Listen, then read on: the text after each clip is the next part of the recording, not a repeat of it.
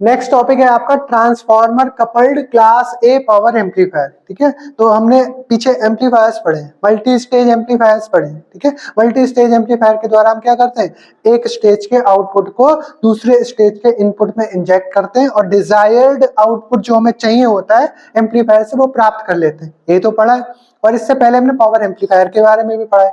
Power amplifier किसके लिए operate करता है? पावर एम्पलीफायर लार्ज वोल्टेजेस, जो हमारे लास्ट स्टेज होती है उसमें जो लार्ज वोल्टेजेस होते हैं उनके लिए ऑपरेट करता है। ठीक है, और वोल्टेज एम्पलीफायर उस कि मल्टी स्टेज एम्पलीफायर की प्रीवियस स्टेजेस के लिए वर्क करता है। ये ऑलरेडी हम चीजें समझ चुके हैं, जान चुके हैं। ठीक है, तो अगर आपको यही नहीं पता होगी फिर ये दिक्कत करेगा, इसलिए ये चीजें आपको पहले से ही पढ़ लेनी है। और हमने वहां पे आपको बताए भी थे कि क्लास ए पावर एम्पलीफायर क्या होता है, क्लास बी क्या होता है, क्लास सी क्या होता है। क्लास ए में क्या होता है, एसी की कंप्लीट साइकिल के लिए कंडक्ट करता है।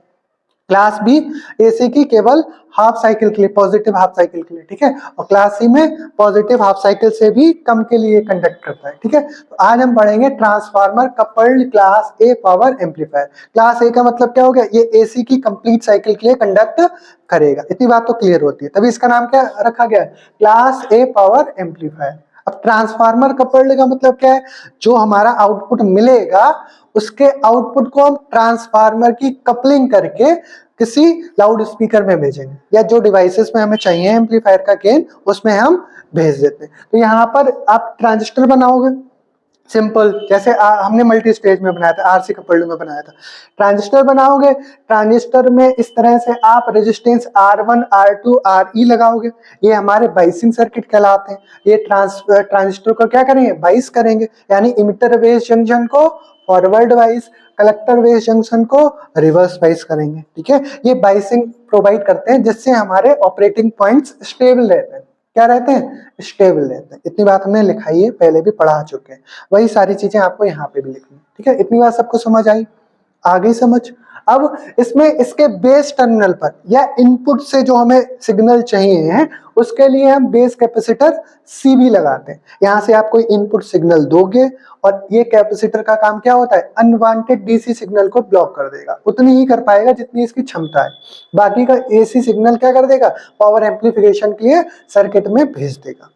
ठीक है, कैपेसिटर सी भी हमने समझ लिया क्या होता है। ऐसे ही यहाँ पर इस रेजिस्टेंस RE जो हमारा इमिटर टर्मिनल पर लगा हुआ है, इस रेजिस्टेंस RE के पैरेलल में एक कैपेसिटर CE लगाया जाता है। क्यों लगाया जाता है इसको भी हम पीछे बता चुके हैं, क्योंकि सारा वोल्टेज ड्रॉप यहाँ ना हो जाए, लो रिएक्टेंस पाथ क्रिएट करने के लिए, कि कुछ जो है वो इधर चला जाए, सारा टोटल यहाँ पर हमारा वोल्टेज ड्रॉप ना हो जाए, ताकि हमें आउटपुट में मिले तो।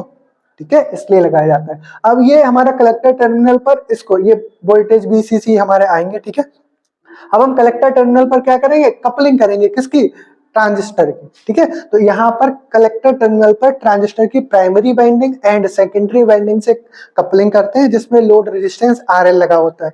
यहाँ पर मिलने वाले जो वोल्टेज एम्पलीफिकेशन होते हैं वो ट्रांसफार्मर कपलिंग के द्वारा किसी भी डिवाइस में भेजते हैं जिसे हमें ऑपरेट करना होता है। मान लीजिए लाउड स्पीकर आगे लगा हुआ है, तो लाउड स्पीकर में हम भेज देंगे और जितना हमें पावर एम्पलीफिकेशन चाहिए, जितने हमें पावर के एम्पलीफायर्स में चाहिए एम्पलीफिकेशन, वो हमें प्राप्त हो जाएंगे उस लाउड स्पीकर में। ठीक है, तो ये तो हो गया सब कुछ जो हमें लिखना है कंस्ट्रक्शन और वर्किंग। अब हम इसकी इफिशियंसी भी निकालेंगे आगे चल के। तो अगर हम नो एसी सिग्नल दें इनपुट में, केवल डीसी सिग्नल के लिए देखें, तो जो वोल्टेज होगा बी मैक्सिमम वो 2 BCC के बराबर होगा, ये कंडीशन होती है। ठीक है, और आई मैक्सिमम होगा 2 IC के बराबर होगा, वी मिनिमम 0 होगा, आई मिनिमम 0 होगा, ये कंडीशन होती है, लिखाएंगे। ठीक है, तो यहाँ से इफिशियंसी का फार्मूला होता है परसेंटेज ईटा। इफिशियंसी को किससे रिप्रेजेंट करते हैं, ईटा से। B maximum minus B minimum into में I maximum minus I minimum upon में 8 BCC IC इंटू में 100। ये फार्मूला आपको याद रखना है अभी के लिए। ठीक है, अब इसमें क्या करेंगे, वैल्यू रख दीजिए। बी मैक्सिमम की जगह 2 BCC माइनस का 0, 2 IC माइनस 0 अपॉन में 8 BCC IC इंटू में 100। आप इसको मल्टीप्लाई करने के बाद सॉल्व करोगे, 2 2 4 हो जाएगा, 4 से 8 काटोगे, अपॉन में 2 आएगा, BCC IC upon 2 BCC IC into में 100।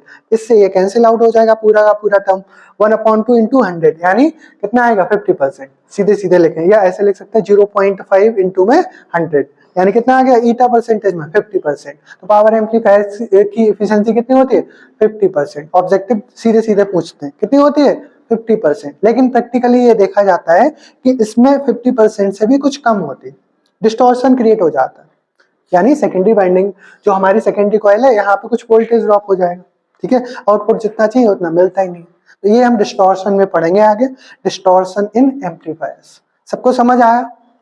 देखो इलेक्ट्रॉनिक्स बहुत ही इंटरेस्टिंग है और ऐसी है बिल्कुल स्टोरी की तरह, जैसे स्टोरी सबको याद रहती है, एक के बाद एक के बाद एक गाता ही चला जाएगा वो। तो इलेक्ट्रॉनिक्स में भी स्टेप बाय स्टेप चीजों को आप समझाते चले जाओगे, रटके नहीं होगा, ना रटके होगा ना नोट्स से चीजें होंगी, और गैप मत करना, छुट्टी उट्टी मत करना, मजबूरी है तो कोई बात नहीं, ठीक है, छुट्टी हो जाती है या कोई दिक्कत है परेशानी है तो बाद में देख लीजिए, लेकिन उसको पहले देख के आना वीडियो, ताकि आगे की चीजें समझ आए।